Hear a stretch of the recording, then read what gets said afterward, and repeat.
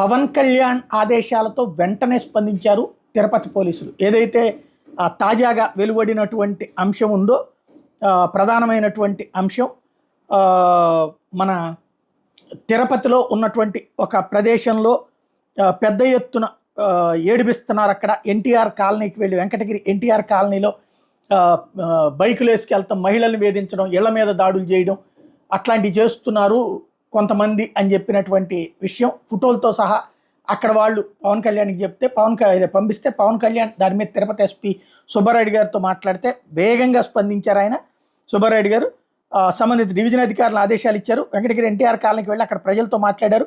వాళ్ళని వేధిస్తున్న వాళ్ళు ఎవరో కనుక్కున్నారు, వాళ్ళ వివరాలు నమోదు చేసుకున్నారు. బైక్స్ మీద మితిమీరిన వేగంతో ప్రమాదకరంగా సంచరిస్తూ వేధిస్తున్న వాళ్ళని పిలిపించి ఒక్కొక్కరికి కౌన్సిలింగ్ ఇచ్చి బైండోర్ కేసులు పెట్టి ఇంకోసారి అట్లాంటివి చేయమని చెప్పి రాయిపించుకుని పంపించారు.